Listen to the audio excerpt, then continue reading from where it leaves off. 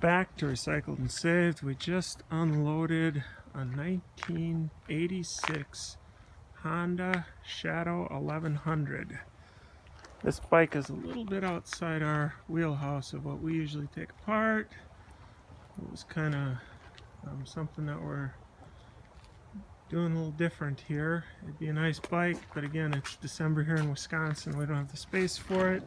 Side panels are good. Fuel tank looks good.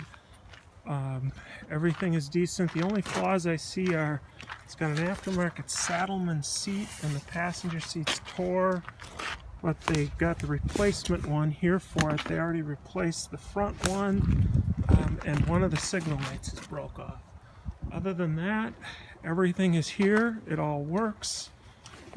We checked, same key for everything. 29,508 2-owner miles. This owner has had it for some time.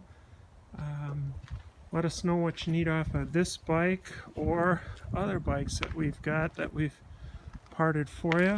Look down below for comments or to subscribe to see what else we've got to take apart that you might have use for.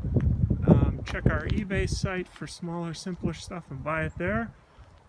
Thanks for watching.